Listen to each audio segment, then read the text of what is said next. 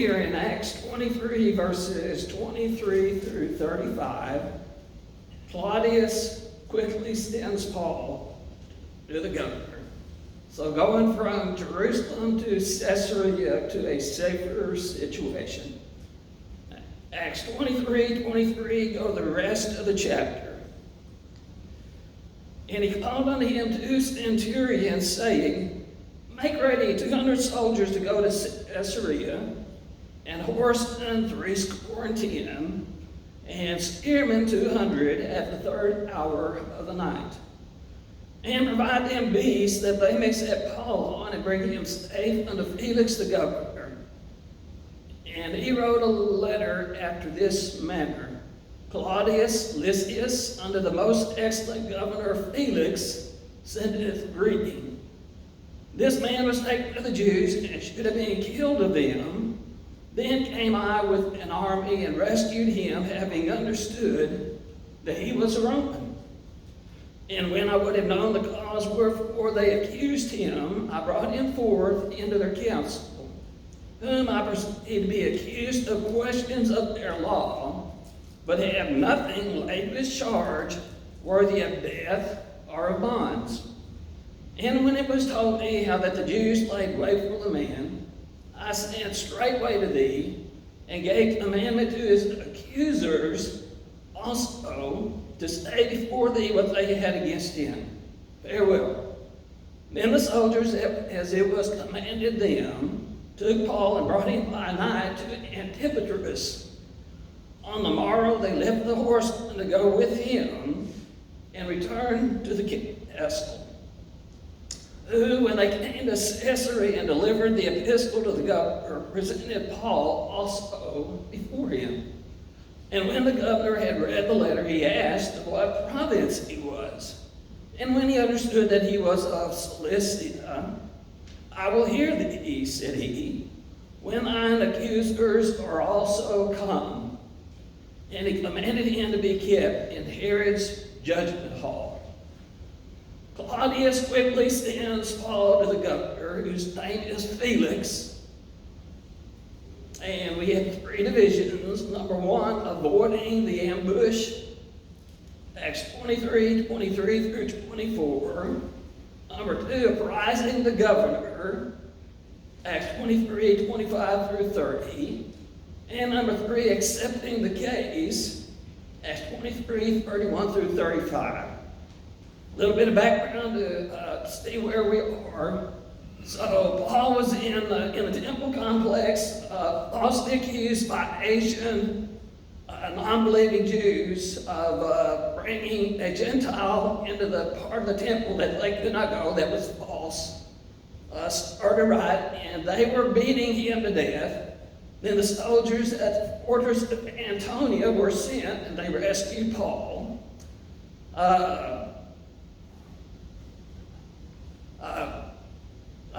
Claudius, the commander, had the Jewish Supreme Court stand here and meet so he could find out what was going on.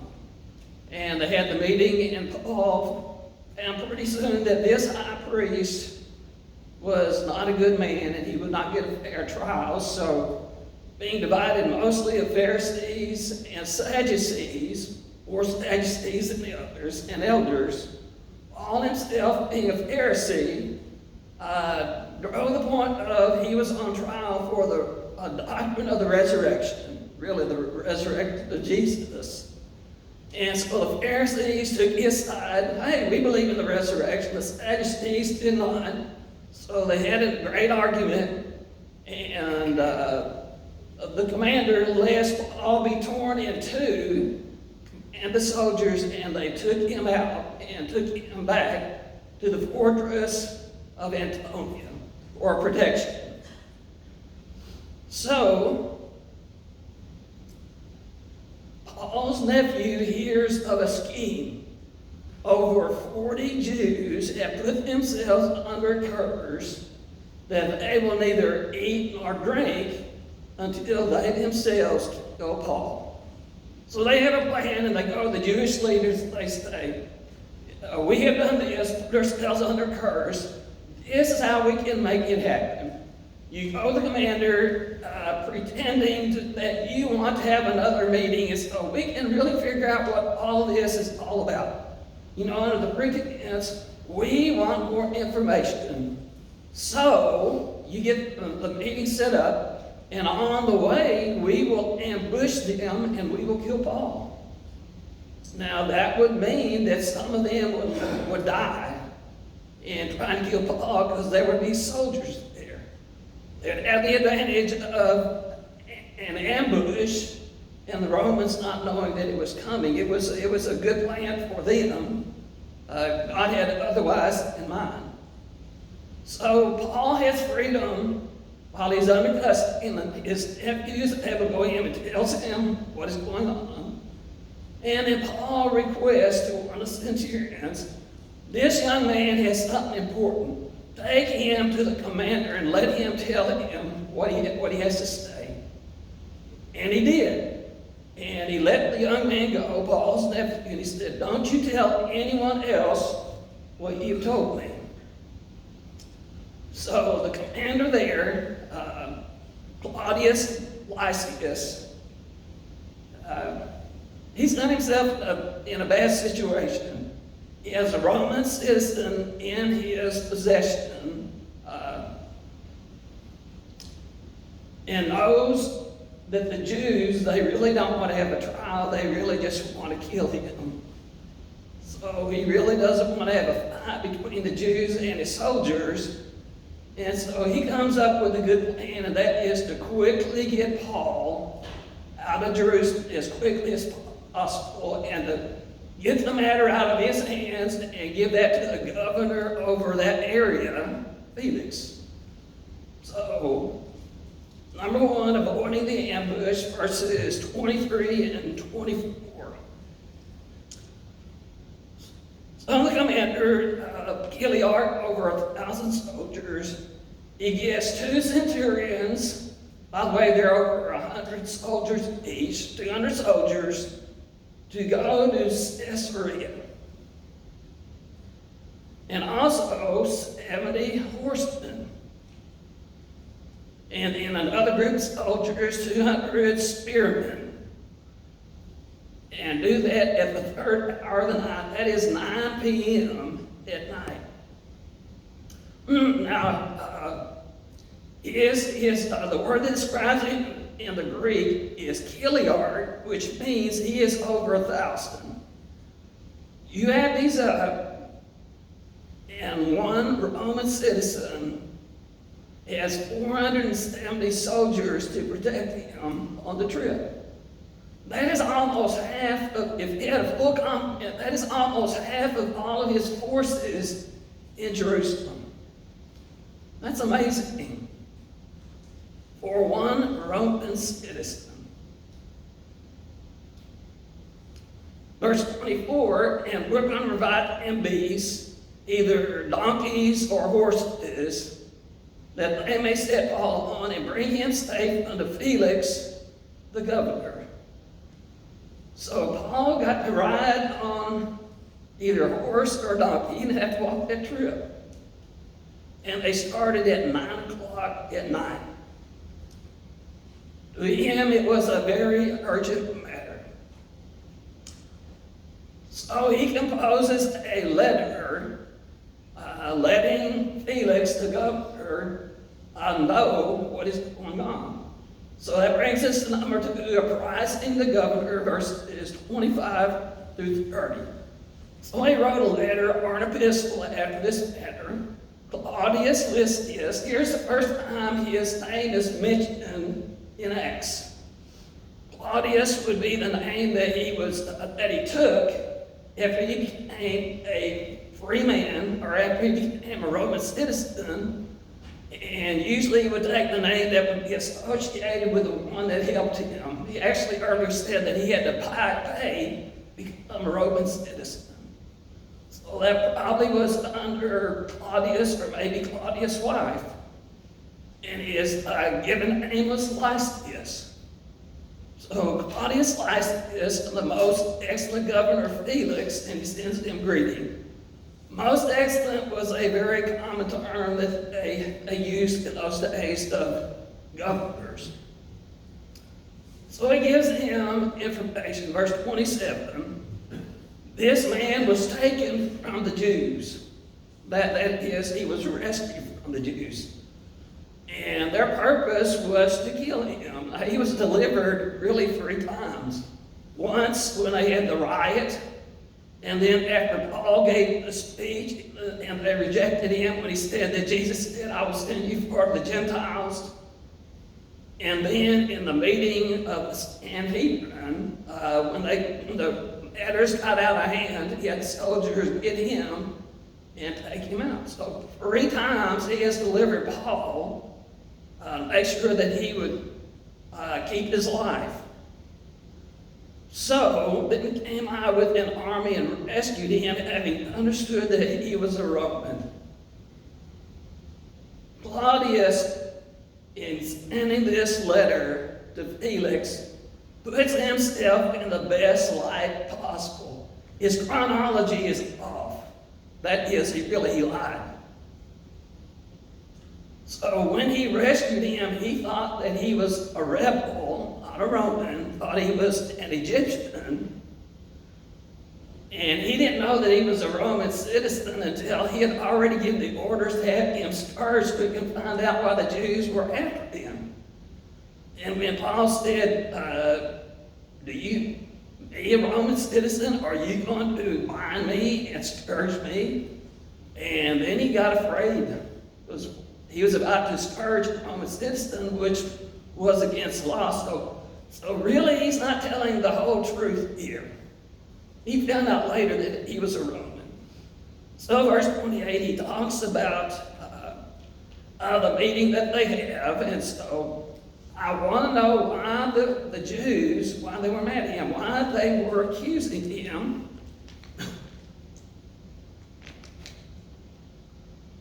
So I brought him into their meeting place, had a meeting, and then in that meeting, I figured out everything that was going on. It wasn't because Paul had committed some great crime and was worthy of death, or that he had committed a crime and was worthy to be jailed and tried. But what I perceived that this was simply a matter of questions of their law. That is, this was a religious matter. They had different views about their religion and what was right, and the things that he was doing was against their religion. And so he probably didn't understand the Jewish religion or Christianity, and so this is not a matter really be tried in courts. This is a matter of religion. So he goes on, and verse 30, then it was told me how that the Jews laid wait for the man. Paul's nephew came and revealed the plan of the more than 40 Jews to place themselves under curse. They would not eat nor drink until they killed Paul. So when I learned of that, then immediately I am sending him to you. And I also giving commandment to those who have accused him, so that they can come before you and they can tell you what they have against this man. Well, that was a letter that he sent. Notice he left out that he had ordered Paul to be scourged. He left that out, obviously. So we get to number 3, where we see Felix accepting the case. Verses 31 through 35. Verse 31. Then the soldiers, as it was commanded them, took Paul and brought him by night to Antipatris. Now Antipatris was about 35 to 42 miles from Jerusalem. So evidently they made that trip in one night, left at 9 o'clock. Well, that's a trip. So I know one of the commentators said that would have been a hard hard drive for the soldiers. Now, some of them rode on horses, and Paul got to ride on a horse or donkey, but I think the soldiers probably all marched. That's a long, hard march at night. And they took him to Antipatris. Antipatris was built by Herod the Great. That was a man who was king when Jesus was born and tried to kill Jesus when he was a baby. He built Antipatris in honor of his father, whose name was Antipater. So they get to Antipatris, and then on the next day, the soldiers and the spearmen, they turned around and went back to Jerusalem. But those on horsemen, they went along with Paul, and then they went on their trip to make it to Caesarea. So, verse 33, when they came to Caesarea, then they would give a letter to the governor and bring Paul before him. Caesarea was made the capital of the Holy Land by Herod the Great. He built a palace there. He actually had a harbor built in Caesarea, and that became the main seaport of the Holy Land. And the reason why he was called Herod the Great, because of all the great building projects that he did. He started the rebuilding of the temple, and it was many years before they completed that. It wasn't completed, obviously, before he died. That's why he was called Herod the Great. Of course, we know he was a wicked man and had his own children and wives executed. Very wicked man. But he built a magnificent palace in Caesarea, and then after he was gone, the Romans, they made that the capital of the Holy Land, the province that had the Holy Land in it. And they took over the palace, and that would be the capital of their government. And that would be where the government would live and stay. And I believe I read that in Caesarea they had 3,000 Roman soldiers. Quite a place. So they got to Caesarea and delivered the letter, the epistle to the governor. Claudius gave what he knew about Paul, and then he presented Paul before him. His name was Felix, a very interesting man. His full name was Antonius Felix. He was a brother of a man named Pallas, Pallas. Pallas became a notorious favorite of Claudius. They were both originally slaves, and both were freed, became free men, probably because Pallas, for whatever reason, became a favorite of Claudius. So Claudius made Felix the governor of Judea in AD 52. Felix, in his lifetime, married 3 different princesses.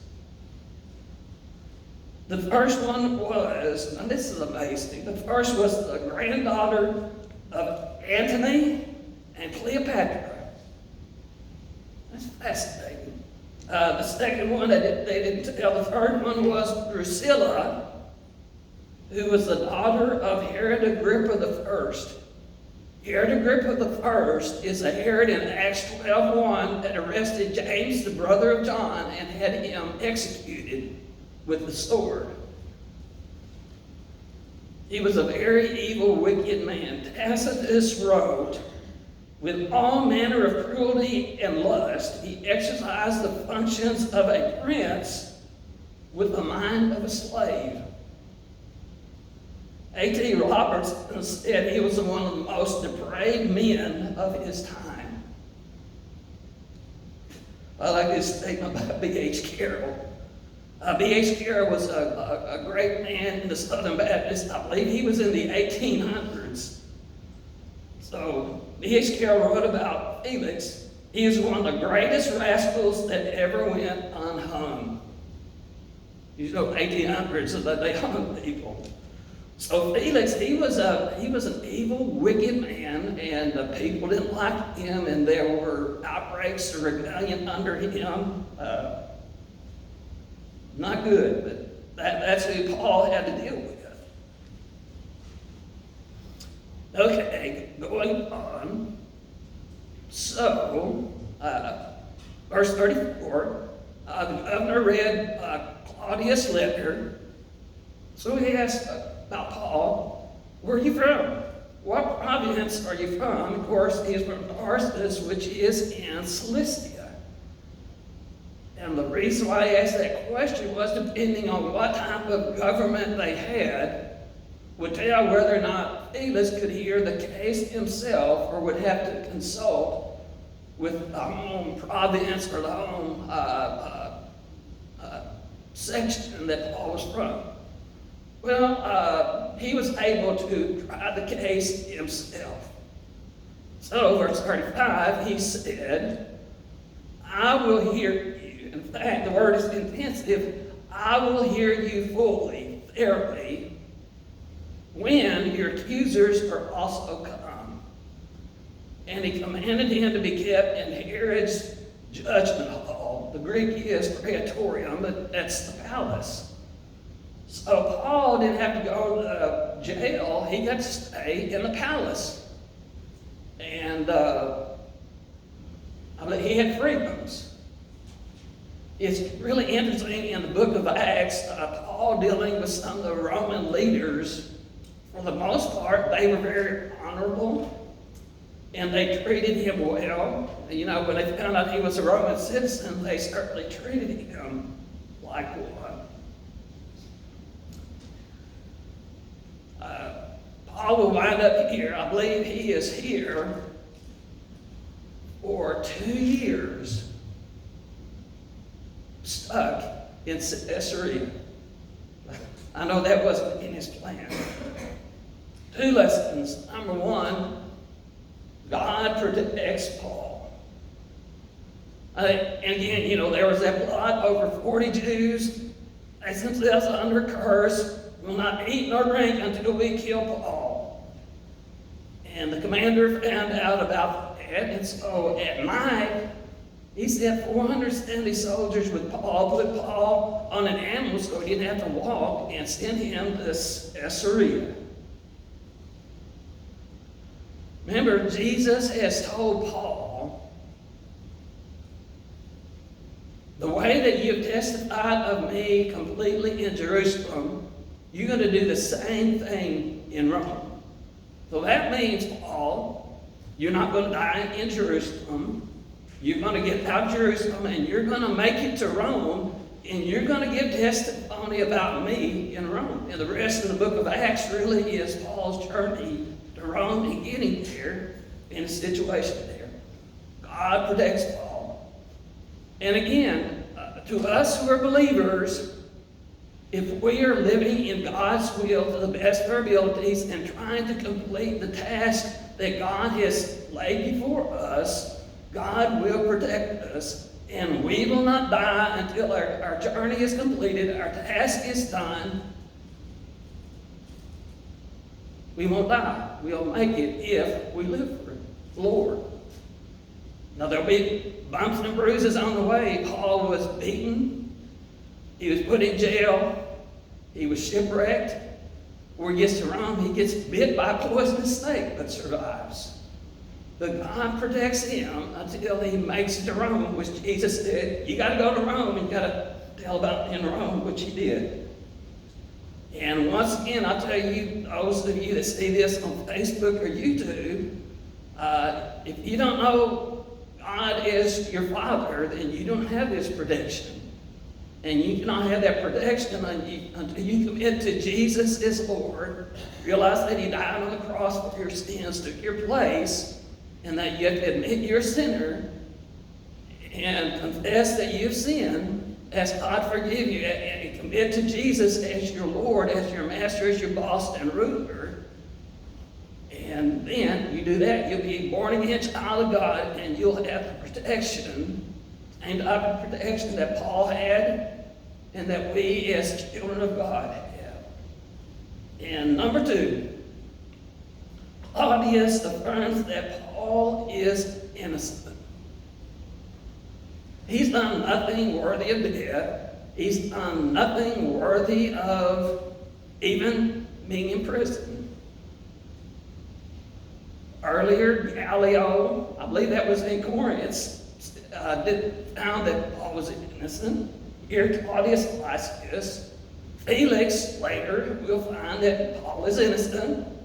And later, when he goes to the next governor, will be Festus, and Festus will find him innocent. So, Paul would be recognized as being innocent and make his journey to Rome. You would add that affirmation. Now, always in this world, we don't always get the affirmation. We know that the world hates Jesus, the world hates us, we're believers. But it's nice when we get the recognition that as we live for the Lord, they recognize that we're holy, we're just, we're righteous, and we're doing that because we love the Lord Jesus. May we be as faithful as Paul was in his journey to Rome. Gary Horton, would you close us in prayer?